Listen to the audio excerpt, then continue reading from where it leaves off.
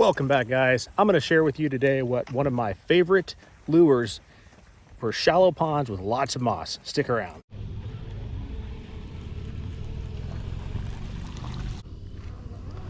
Good looking bass though. Look at that pattern on him. Beautiful. Got one on. Wasn't expecting that right there. Heck yeah. Good man, buddy. He is a jumper. Okay, here we go. Let's see what he looks like. Hey, there we go. Nice. Boy, did you see that? He was barely hooked. Just barely. Absolutely gorgeous bass. Got some moss in there. Let me get that out for him. There you go, buddy. Gorgeous. All right, we'll get him back in the water. And off you go, buddy.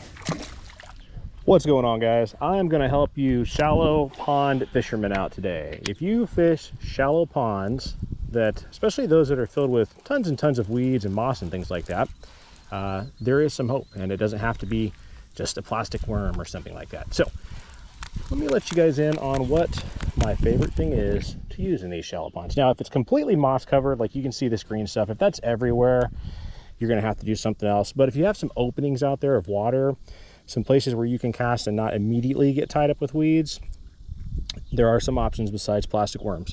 My favorite thing is going to be the chatterbait. Now, the biggest thing with this, sorry I'm picking all the weeds off, 3/8 of an ounce. That's what you got to do, guys. You got to go with the 3/8 ounce chatterbaits. If you go with the 1/2 ounce, that small difference in weight is going to be enough to completely frustrate you compared to this 3/8 ounce. What you got to do when you're going to pitch it out there, you don't want to let it sink a whole lot. If it starts to sink too much and your weeds are just a few feet below the surface, that's where you're going to get into some troubles or some more weeds getting tangled up on there. So when you cast out, you're going to want to start your retrieve fairly quickly. Now, you don't have to race it in. Once it's in the water and you're reeling it in, they don't sink super fast. That's one of the big advantages to having that lighter weight chatterbait. Now, when you're out there reeling in, if you notice a little bit of a grass or some moss or something, give it a little bit of a twitch there. And about 7 out of 10 times, you can break that free from those weeds. You'll also notice whenever you break it free from those weeds, so often you can get a reaction strike as well. So it's kind of a double-edged bonus for you there. As you can see here, I'm not retrieving this extremely fast. This is also a 6/3 gearing reel, so it's not coming in super fast, guys.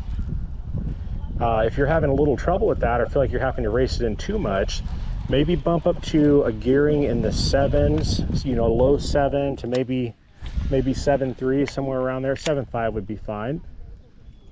I don't like chatterbaits on the really high 8+ ratios myself, but you can use them if that's what you've got. Yeah, the biggest thing with this, keep it on a 3/8 ounce chatterbait. Once it hits the water, start retrieving fairly soon. Don't let it sink. And if you start to notice getting snagged up on moss, give it a quick jerk like that. Maybe a couple times, 2 or 3 times. Sometimes you even have to slightly pull it out of the water. And you'll notice that when it hits back in the water, it will shake the weeds off. And you can continue to fish and reel that in. So if you immediately get clumped up with weeds, don't think that cast is over. Now, you don't want to go crazy and like break your rod tip off or anything. Just give them some little twitches like that, and you'll see a lot of times you'll be able to shake those weeds off and continue that cast, and hopefully get yourself a reaction strike somewhere in that time as well. So, well, that was just a quick video I wanted to make for all you dudes that are stuck with the shallow ponds with lots of moss like me. Try these little dudes out, okay? Thank you for watching, and I hope you have a great one.